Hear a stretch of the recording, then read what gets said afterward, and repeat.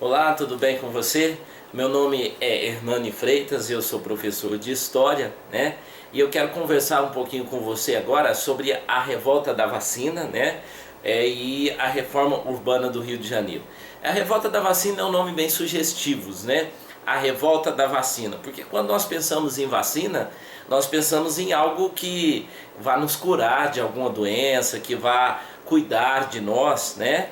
Mas a gente quando criança, eu mesmo quando criança eu fugia de vacina. Até hoje tem muita gente que tem medo de picada de agulha, né? Mas a revolta da vacina no Rio de Janeiro, ela acontece por volta de 1902. No início, em 1902, o Rio de Janeiro ainda era uma cidade meio que bagunçada, o centro da cidade, né? O Rio de Janeiro queria tornar-se uma cidade elitista, uma cidade que recebesse os estrangeiros, uma nova Paris, né? Mas o que acontecia? O Rio de Janeiro estava cheio de casarões, o centro do Rio de Janeiro era cheio de casarões velhos, casarões antigos, muito colado um no outro, cheio de ruelas, né? Cheio de ruelas antigas, e isso deixava o governo assim, um pouco atordoado com tudo isso, né? E a grande multidão, muitas pessoas que moravam nesses grandes casarões eram pessoas simples, né? Pessoas pobres, e que não serviam para a elite carioca ou para a elite brasileira, que queriam mostrar o centro da cidade mais bonito, algo assim como uma capital bonita para mostrar para os outros países a beleza do Rio de Janeiro, né? Então, nesse período, era presidente da República o presidente Rodrigues Alves, né?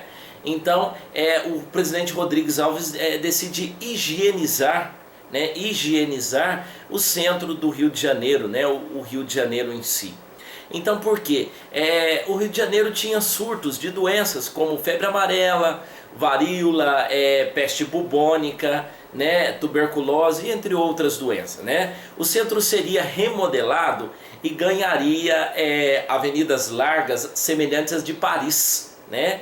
Mesmo que para isso fosse preciso retirar as pessoas à força. Lógico que as pessoas não iam querer sair da sua casa e o governo não estava nem um pouquinho preocupado em dar outras moradias para as pessoas, né? O governo queria lá fazer o Rio ficar bonito e não estava preocupado em dar outras moradias para as pessoas.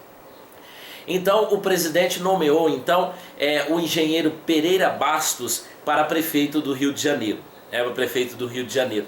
E o sanitarista Oswaldo Cruz, o médico sanitarista novo, jovem, né? Oswaldo Cruz, como diretor-geral de saúde pública. Então, receberam carta branca para agir no Rio de Janeiro e transformar o Rio de Janeiro numa cidade a qual nós conhecemos hoje. O que não pode ser, o que não é muito diferente do que acontece lá. Nós conhecemos o centro do Rio de Janeiro, aquela beleza, mas hoje o Rio de Janeiro também tem muitos problemas sociais, né?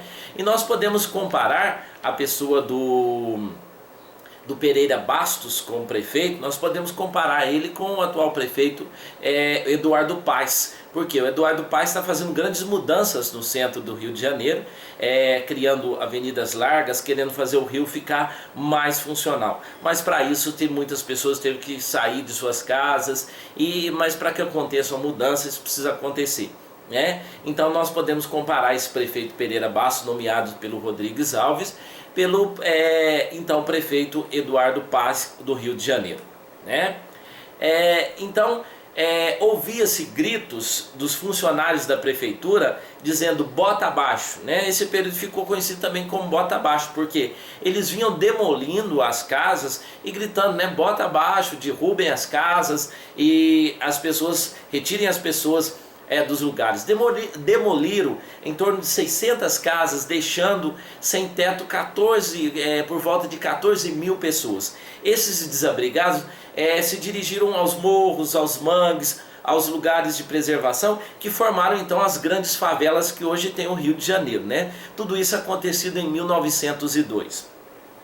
Um projeto no Congresso Nacional defendia então a obrigatoriedade da vacina contra a varíola. esse projeto dividiu a sociedade carioca e foi o estopim para a revolta da vacina, né? Os agentes de saúde mal preparados, eles sentiam no direito de entrar nas casas e aplicar as vacinas a bel prazer, quer dizer, obrigar as pessoas a tomar a vacina. Como as pessoas não conheciam o efeito da vacina, ou as vacinas também eram bem recentes, as pessoas tinham medo de que pudesse acontecer uma coisa contrária do que eles estavam pensando. Muitas pessoas pudessem morrer, ou também tinham medo de que o governo estivesse tentando matar essas pessoas, né? Não sabia aí os milagres curativos dessas vacinas. As pessoas dos mais diferentes grupos sociais se revoltaram contra o que considerava uma invasão de sua privacidade, porque os funcionários chegavam e eles invadiam as casas, as pessoas podiam estar fazendo o que fosse, que eles adentravam e queriam aplicar essas vacinas para que o Rio de Janeiro fosse higienizado, como dizia o presidente Rodrigues Alves, né? A revolta explodiu em vários bairros do Rio de Janeiro, transformando a cidade em uma praça de guerra, né? O governo, é lógico, reagiu com o exército e a marinha. Militares e outro grupo de militares, outros militares, tentaram dar um golpe de estado e derrubar o presidente. Mas esse golpe fracassou e não deu certo. Mas, como se diz, esse golpe fracassou num incrível confronto militar. O governo revogou a obrigatoriedade da vacina, né? O governo, enfim, acordou e o governo viu que o povo estava insatisfeito com essa situação. Então a revolta retrocedeu e partiu para a vingança, né? O governo partiu para a vingança. O governo mandou surrar os mendigos e os desempregados, né? Então uma coisa muito injusta. Infelizmente o que está acontecendo conosco hoje é quase a mesma coisa. Como assim? As pessoas pagam seus impostos, as pessoas buscam melhor qualidade de vida, mas o governo, com esses gastos exorbitantes, também massacram as pessoas, né? Então isso é complicado. Não que eles estejam surrando as pessoas, mas de outra forma nós estamos passando por um período complicado da nossa governança e da politicagem que vem acontecendo por aí, né? Foi só uma deixa aí dentro da revolta da vacina.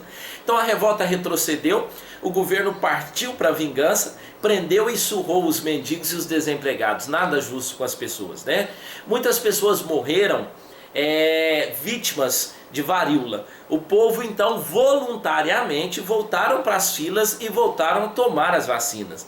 Então o governo podia ter usado de outras formas, o governo podia ter usado de outras, como que eu posso dizer, de outras abordagens para divulgar essa vacina, fazer com que as pessoas tomassem vacina, porque era para o próprio bem da população. Mas a população sem informação, ela estava no direito dela de buscar a sua liberdade, buscar a sua privacidade, né? E até que ponto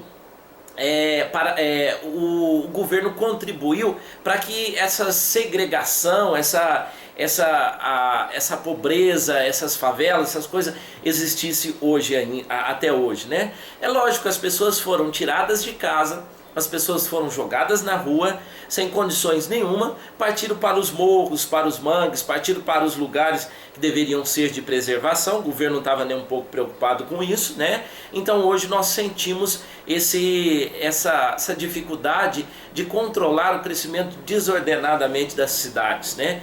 Principalmente do Rio de Janeiro, que mostra-se uma coisa muito bonita, mas tem vários problemas sociais, não é verdade? Que relação é possível estabelecer sobre aqueles tempos, os tempos atuais? Naqueles tempos nós tínhamos uma sociedade, no período da República Velha, uma sociedade oligárquica, né? E hoje nós temos grupos, né, elitistas, nós temos políticos elitistas que às vezes não estão nem um pouco preocupados com não estão nem um pouco preocupados com a sociedade ou com o povo mais pobre, mas estão preocupados com grupos, né? E naquela época nós tínhamos uma cidade bagunçada, uma cidade, como se diz, feia, eles fizeram com que o Rio de Janeiro fosse uma cidade bonita, no centro da cidade.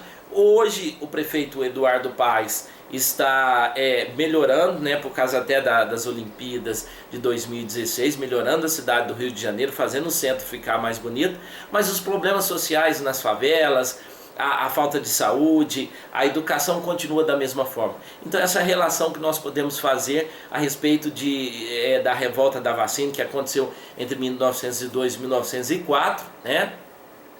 E com o mesmo que acontece hoje. Hoje tem grandes favelas, grandes problemas sociais e está se tentando fazer um Rio diferente, um Rio mais bonito, mas os problemas sociais estão por aí para serem resolvidos, né? O médico sanitarista Oswaldo Cruz fez seu nome, construiu aí, nós temos até o Instituto Oswaldo Cruz no Rio de Janeiro, construiu aí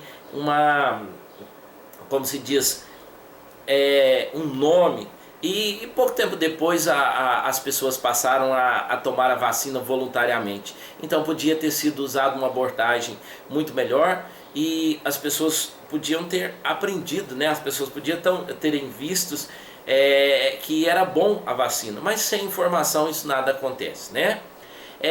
Vamos comentar aqui uma questão que pode cair, né? Uma questão que pode cair no Enem, né?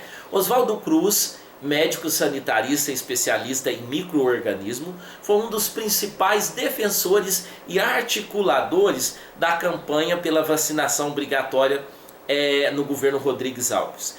Quais ideias científicas guiavam o pensamento de Oswaldo Cruz? A. Positivismo, cujo criador foi Auguste Comte. B. Higienismo, cujo principal difusor foi o Louis Pasteur, né? A letra C, sociologismo, defendido por Émile Durkheim. Ou pragmatismo, desenvolvido nos Estados Unidos por William James. Na verdade, a resposta seria a letra B, o higienismo, né? Termo que provém da higiene, que foi uma das principais correntes da medicina, na virada do século XIX para o século XX. Esta corrente tinha raízes em vários lugares do mundo, inclusive no Brasil, influenciando tanto as ações científicas quanto as ações políticas de saúde pública. E outra, o Rodrigues Alves, né, no começo do que eu estava falando para vocês sobre a revolta da vacina, Rodrigues Alves cita que quer higienizar o Rio de Janeiro. Espero que tenha dado uma forcinha para vocês e até a próxima, e curta aí as aulas e espero que tenha ajudado bastante. Um abraço, até a próxima.